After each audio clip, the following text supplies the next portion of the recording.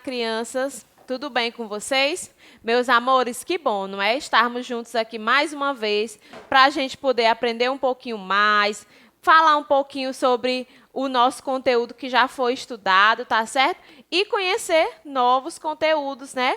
Hoje a gente vai trabalhar um pouquinho sobre língua portuguesa e gramática, tá? Na nossa aula de hoje você vai precisar estar com o seu livro Farias Brito, para que você, juntamente comigo, possa fazer a correção de algumas atividades, relembrar alguns conteúdos que nós trabalhamos, tá certo? Então, procure aí aquele espaço onde você fica sossegado.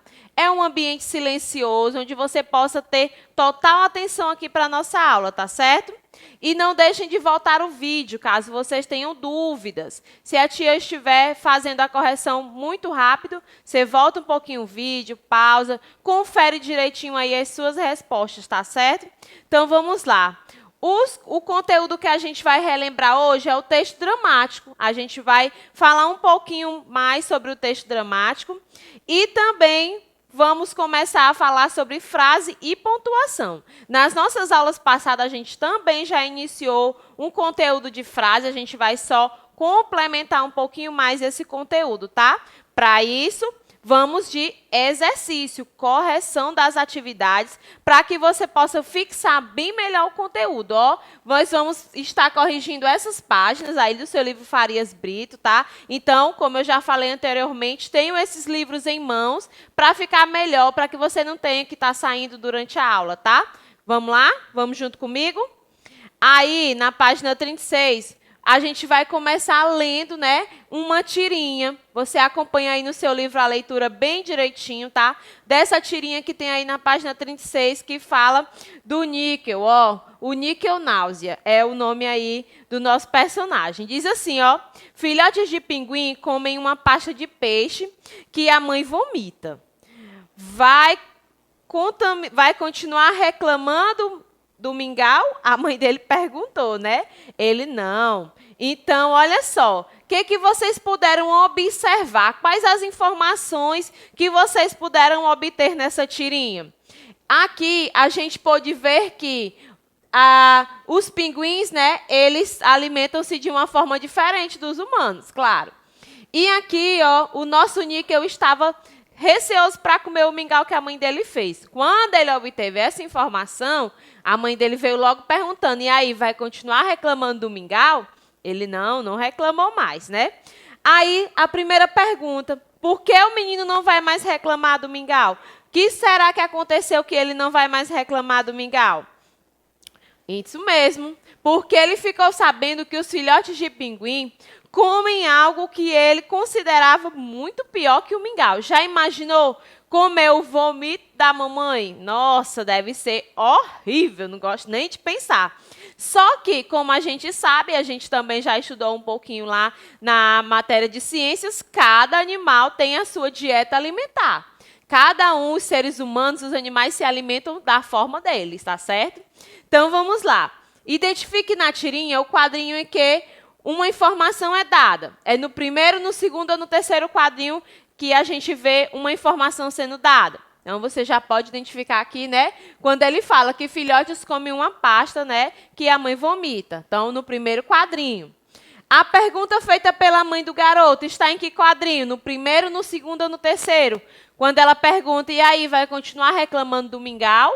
Então, a gente viu essa pergunta lá no terceiro quadrinho. O modo como o garoto responde à pergunta, a gente também observou ali no terceiro quadrinho. Mas, tia, o que vai adiantar? O que a gente vai poder tirar de proveito dessa tirinha, além dessa informação sobre os pinguins? Eu quero que vocês se atentem às frases que estão na tirinha. Nós temos aqui as frases, essa primeira frase no primeiro quadrinho. Na segunda ali eu também tenho uma outra fala que foi formada por uma frase e a resposta do menino, certo? Depois que vocês se atentarem a esse detalhe, a gente vai agora continuar. Frase é um conjunto de palavras organizadas que apresentam uma ideia com sentido. Durante os nossos estudos, a tia falou para vocês que há 3 tipos de frases. Nós temos a frase declarativa, que é aquela que dá uma informação. Ela pode ser uma informação afirmativa ou uma informação negativa. Por exemplo, eu gosto de mingau. Eu estou afirmando, eu fiz uma declaração afirmativa. Eu não gosto de mingau. Mais uma vez, eu fiz uma declaração. Desta vez, como eu usei o não, eu neguei. Eu usei uma frase negativa. Então, eu fiz uma declaração afirmativa negativa. Próximo é a frase exclamativa. É aquela frase que expressa alguns sentimentos, sensações ou emoções, como alegria, medo, tristeza, né? Admiração, certo? Aquela surpresa. Então, a frase exclamativa, ela vai sempre expressar algum sentimento ou alguma emoção. Por exemplo, eu detesto mingau. Quando eu digo eu detesto mingau, ou nossa, que dia lindo, que blusa linda, eu estou expressando algum sentimento que eu estou sentindo no momento. Nós temos também a frase interrogativa, que é aquela que sempre vai indicar uma pergunta. Lá na nossa tirinha, olha só, que eu quero que vocês observem. Nós tivemos aqui, ó, no terceiro quadrinho, uma frase interrogativa, quando ela perguntou se ele ia continuar reclamando do mingau. E logo tivemos uma frase exclamativa. No nosso próximo conteúdo, vocês vão identificar a frase pelo sinal de pontuação. Olha só que legal. A gente vai dar continuidade a esse conteúdo para que você também passe a identificar a frase, não só pelo tom, quando você faz a pergunta ou quando você lê, mas também pelo sinal de pontuação no final da frase, que é praticamente determinante na frase, tá certo? Então, vamos lá. Na segunda questão, pede que você escolha do quadro para completar as frases. Você vai escolher aqui essas palavras que estão no quadro e completar essas lacunas que estão faltando, certo? E depois você vai colocar a letra I nas frases que dão uma informação e P nas frases que fazem uma pergunta, ok? Vamos lá. Nós temos as palavras amigos, curiosos, bichinhos. Nós também temos Mariana e Pedro. Então, vamos aqui. Tem olhos verdes. O que é que você pode responder? Tem olhos verdes, tá? Ó, no finalzinho, o nosso pontinho de interrogação, aí eu já vou observar que é uma pergunta. Quem tem olhos verdes? Amigos, curiosas, bichinho, Mariana, Pedro. Que palavra melhor se encaixa aí nessa pergunta? Então, eu posso usar tanto a Mariana como o Pedro. Mariana tem olhos verdes? Ou Pedro tem olhos verdes? Você pode usar um dos dois. Como eu fiz uma pergunta, então eu vou colocar a letra qual aí no quadrinho? Letra P, que indicou a pergunta. Júlia e Walter são grandes? Esse está fácil, né? Eu fiz uma afirmação que Júlia e Walter são grandes o quê? Amigos. Quando eu afirmei, eu fiz uma declaração afirmativa, eu também dei uma informação. Então, eu vou colocar a letra I. As crianças são. O que as crianças são? Quais as palavras que ainda não foram? Curiosas. Bichinho. E aí, o que vocês acham? A que melhor se encaixa é o quê? Curiosas. Aí ele perguntou, as crianças são curiosas? Então, já que eu fiz uma pergunta, eu vou colocar a letrinha P aí no quadrinho. A garota ensina a língua de sinais ao... A quem? Qual foi a última palavra aí que sobrou? Bichinho. Então, a menina, né, a garota ensina a língua de sinais ao bichinho. Essa frase também é uma frase informativa, onde eu fiz uma informação, onde eu dei uma informação e eu declarei, não é? Então, já que tem informação, letrinha I. Está usando tênis novos. Quem está usando tênis novos? Mais uma vez, você pode estar usando Mariana ou Pedro para dar uma informação. Está dizendo que a Mariana ou Pedro está usando tênis novos. Eu fiz uma declaração e, ao mesmo tempo, dei um o quê? Informação. Beleza. Na terceira questão, copie da notícia lida das páginas 30 e 31 as palavras que a Júlia está ensinando ao seu cãozinho na língua de sinais. Então, você vai voltar um pouquinho lá aquele texto onde fala que a garotinha surda ensinava ao seu cãozinho também surdo algumas palavras na língua de sinais. Então, lá no texto que a gente falou sobre a notícia, certo? nas páginas 30 e 31. Aí você vai encontrar essas palavras. Júlia está ensinando ao seu cãozinho as palavras senta, água e comida, tá? Confere direitinho se você conseguiu achar aí essa resposta, tá? Se você não tivesse essa informação, como perguntaria? Se você tivesse que fazer uma pergunta para ela, não tendo essa informação que ela está ensinando a ele essas palavras, como você faria essa pergunta? Aí, nesse caso, é uma resposta pessoal. Mas eu trouxe aqui um exemplo para vocês. Que palavras Júlia está ensinando ao seu cãozinho na língua de sinais? Certo? Aí é um exemplo que a Tiane colocou, mas você também pode colocar a sua maneira, tá bom?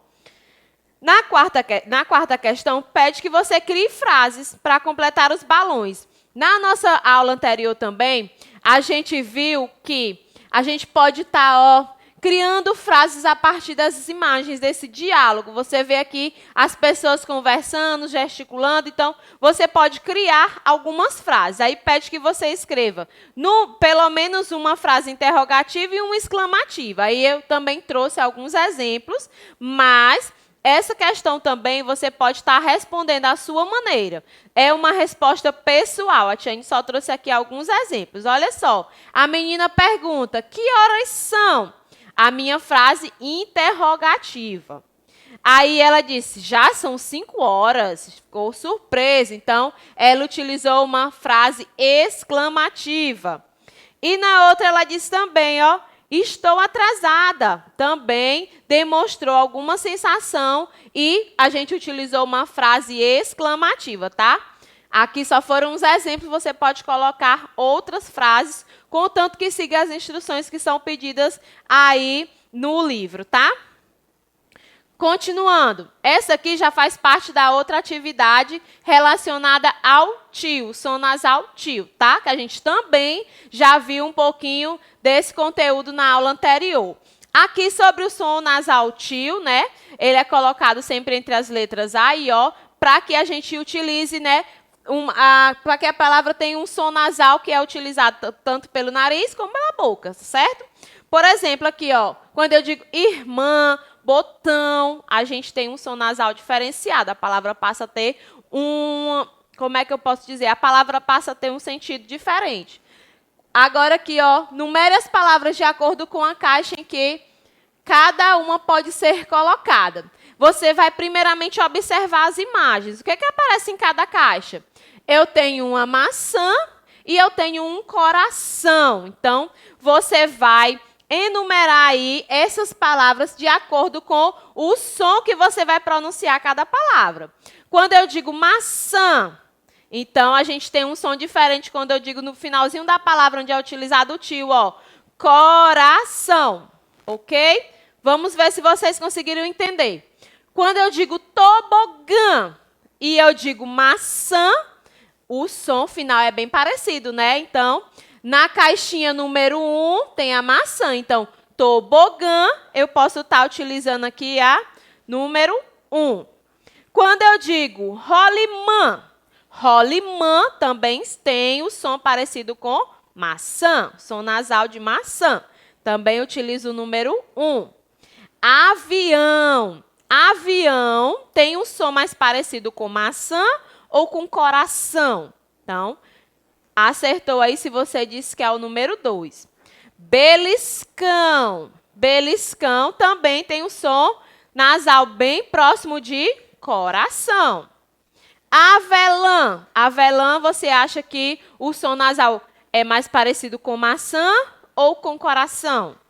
Com maçã, exatamente. Então, também vai para a caixinha número 1. E ração já é bem mais parecido, né, com coração. Então, vai para a caixinha 2. Copie as palavras nas colunas corretas. Da mesma forma que você selecionou aqui, o final com o som nasal aqui, você vai também colocar aqui as palavras com o som nasal ão, tá, no final. Então, vamos lá. A primeira palavra aqui com finalizada com irmã. Depois eu posso colocar rã. Tem também outra palavra aqui, órfã, certo? Temos também alemã, Logo em seguida, a gente pode colocar fã e também romã. Então, as palavras com o som nasal an no final. E agora com o som nasal ão, botão. Temos também pulmão, leão, pão. Temos também adição. E, por último, loção. Vejam que cada grupo de palavra está na sua coluna adequada. Essa primeira com o som nasal an no final e a outra com o som nasal ão, tá? Todas as palavras completam aqui. Observe se você trocou, se você conseguiu, de fato, fazer cada um aqui no seu quadrado. Então, vamos lá. Escreva uma palavra que termine com an. Aí é uma resposta pessoal, tá bom? Eu também só coloquei aqui um exemplo. Mãe, é o som nasal aqui, ó, utilizado pelo tio, mãe.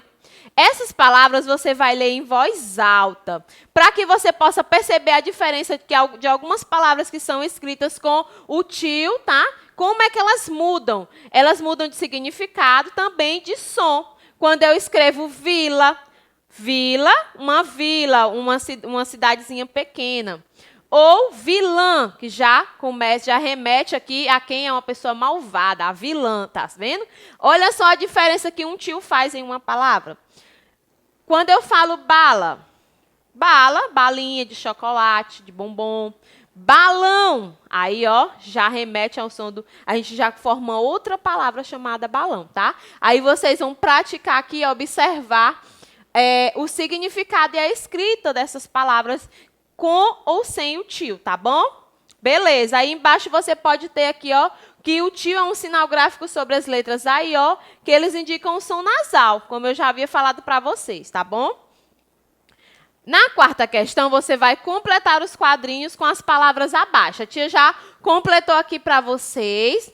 Vocês vão observar se, de fato, colocaram as palavras encaixadas da maneira correta. São essas palavras que estão aqui do lado que você vai colocar aqui, ó, no seu quadro aqui para completar essas palavras, tá bom? Nós temos talismã, Ana, brasão, navegações, temos tubarões, vulcões, capitão, escuridão e campeã, tá? Todas essas palavras que estão aqui, você vai encaixá-las aqui nos quadrinhos do lado, tá? Beleza, meus amores? Muito fácil esse exercício, né?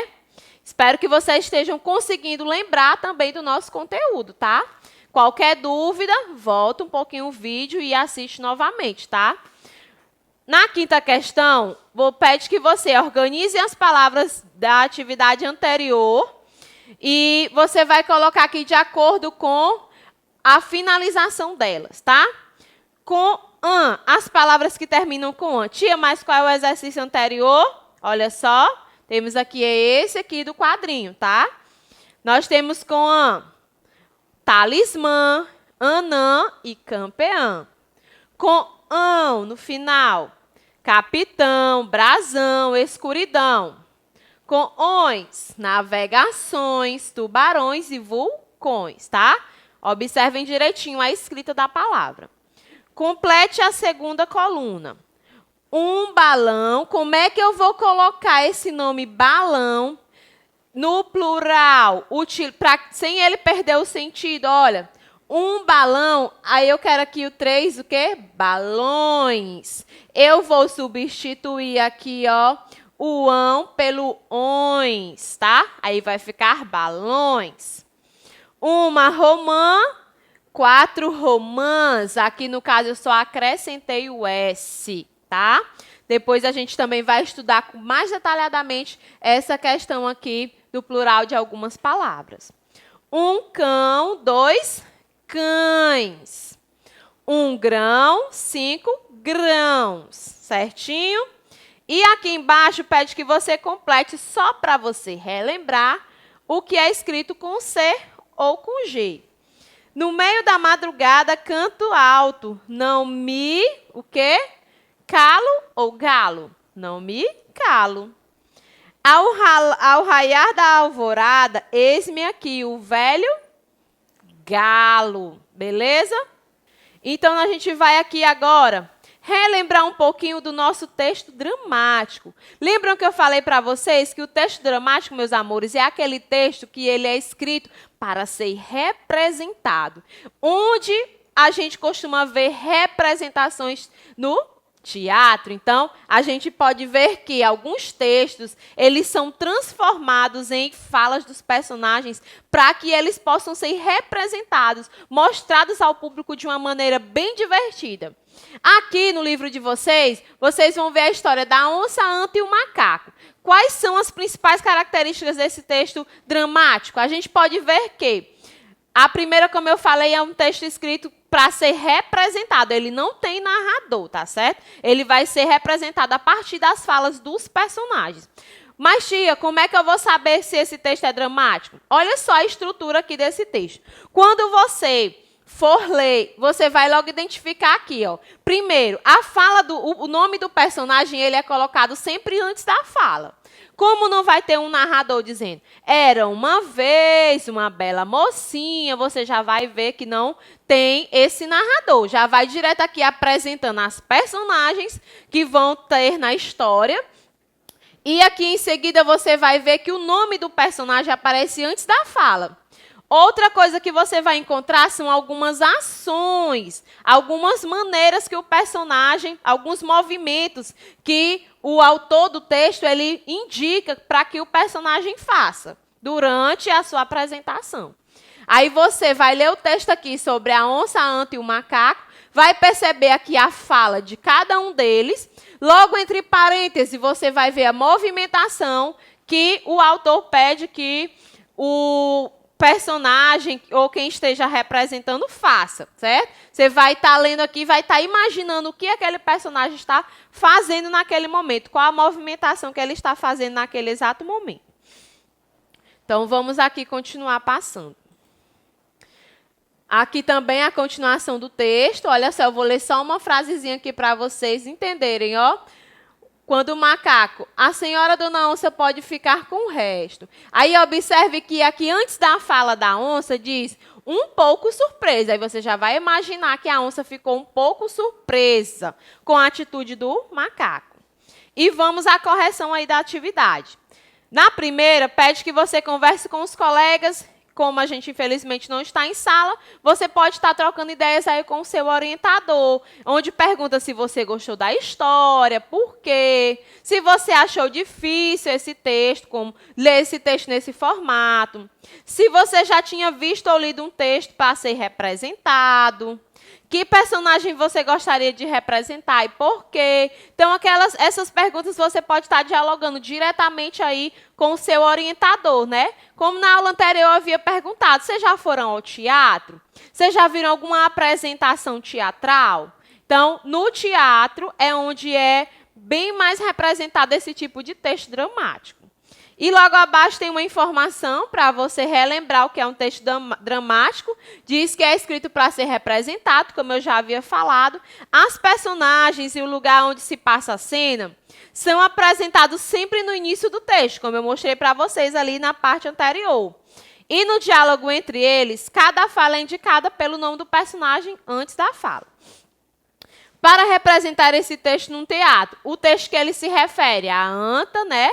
O texto que a gente viu anteriormente, a anta, o macaco e o leão. Esse texto, se ele fosse ser representado em um teatro, quantos atores seriam necessários? O que vocês acham? O que vocês responderam?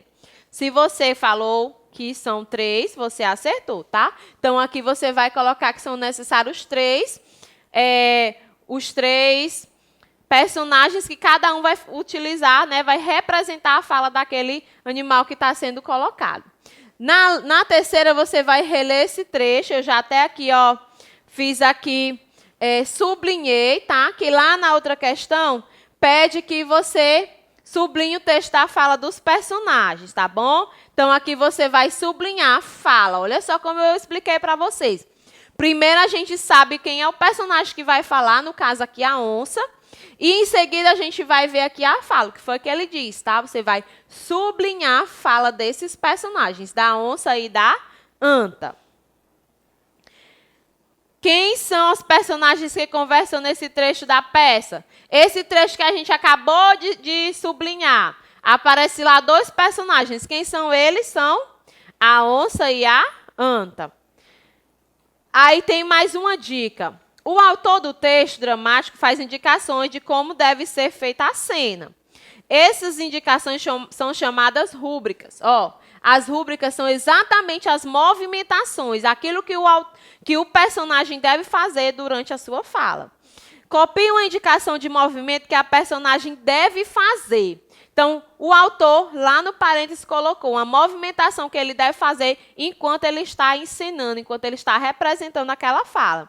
Aí você pode ver que lá entre parênteses tem: a onça entrega à anta uma sacola cheia de bolinhas. Então, a partir do momento que você lê, você já vai imaginar essa cena, a onça entregando uma sacola cheia de bolinhas. Copie uma indicação de como o personagem está se sentindo. Também tem essa parte, né, que o autor destaca, né, para o personagem demonstrar, representar como ele está se sentindo. Olha só. Levantando-se furiosa. Lembra daquela parte que você leu aí no texto? Que lá tem, quando diz que levantando-se furiosa. Então, ela se levantou enraivecida.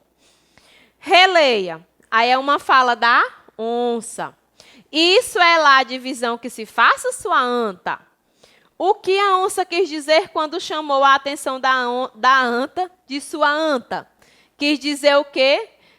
Ela não chamou a anta animal em si. Quando eu digo sua anta, eu quero dizer um outro significado, que pode ser o quê? Quis dizer que a onça era uma ignorante, tá certo? Ela não usou, ela usou o sentido diferenciado do nome da personagem, que era anta, mas a chamou de sua anta. O macaco dividiu as 15 bolinhas por 2. Ficou com uma e disse que essa era uma divisão justa. Ele achou realmente justa a divisão? Por que ele disse isso? E aí, de acordo com o que você leu lá no texto, o que você acha? Que não, né? Que ele estava com medo. Então, ele não foi firme no que ele disse. Na 8ª, pede que você localize o nome do autor e o título do livro, em que o autor se inspirou para escrever A Onça, a Anta e o Macaco. Se é uma obra que já existe, o autor simplesmente recriou-a, transformou em um texto dramático, você vai ter essa informação. Quem foi o autor e de onde ele tirou esse texto para se inspirar e fazer essa representação. Então, lá no finalzinho diz que é uma fábula de Esopo, certo? E qual é a moral dessa história? Sendo uma fábula, também no final da representação você vai encontrar a moral da fábula, a moral da história. Então, a desgraça de uns pode servir de lição a outros. Olha só que interessante. O que quer dizer com cair o pano? Aí no final também são perguntas que você pode estar conversando aí com o seu orientador, tá bom? Agora, meus amores, a gente vai só relembrar, a gente vai só dar uma pinceladinha aqui nesse conteúdo frase e pontuação que a gente já vem trabalhando no decorrer das nossas aulas. Frase, como eu já havia falado para vocês há poucos instantes, é um conjunto de palavras que são organizadas e apresentam uma ideia com sentido completo. Eu organizo algumas palavras, formo uma frase, contanto que tenha um sentido completo, que a pessoa que vai ouvir, que vai ler, entenda aquilo que está escrito na frase. Por exemplo, que dia lindo, como você se chama, eu gosto de chocolate, Juliana não sabe andar de bicicleta. Em todas essas frases tem um sentido. Eu quis dar uma informação, eu quis fazer uma pergunta e eu quis expressar um sentimento, certo? Nós temos os tipos de frases que eu também já falei para vocês, a afirmativa, negativa, temos a exclamativa e também a interrogativa. Mas, tia, a gente já estudou e o que é que eu preciso saber de diferente? O que é que você vai saber de diferente? Que as frases elas sempre terminam com um sinal de pontuação. Nós temos um ponto final, um ponto de exclamação, um ponto de interrogação. O ponto final, ele indica o final de uma frase declarativa, que pode ser afirmativa ou negativa. Observem, eu vim até este quarto. Eu dei uma informação, eu fiz uma afirmativa e lá no final eu usei o ponto final. tá? Como eu falei para vocês, pelo ponto final da frase, você também pode identificar o tipo de frase. Minha mãe está doente. Também fiz uma afirmativa e no final coloquei um ponto final, tá certo? Aí em cima você vai identificar o ponto final. O ponto de exclamação indica um pedido, uma ordem ou emoção, como uma surpresa, um medo, uma admiração, uma alegria. Eu adoro filmes de ação. Olha lá o finalzinho da frase. Nós temos o ponto de exclamação. À medida que você conhece os sinais de pontuação, você já identifica a frase, ó, na hora que vê. Beleza? E o ponto de interrogação, como você já sabe, indica uma pergunta. Como você está? Quantos anos você tem? Notem que sempre ao final da frase tem o nosso ponto, né? Tem o ponto final, ponto de exclamação ou ponto de interrogação. Essa era a parte da frase que eu estava faltando comentar com vocês, que é observar. Identificar a frase a partir do ponto final. Fica bem mais fácil, né? Então, um forte abraço. Aqui está as nossas atividades para vocês fazerem as suas aí em casa, tá? Para que vocês possam fixar mais o nosso conteúdo. Um forte abraço. Foi muito bom estar com vocês. Até a próxima aula.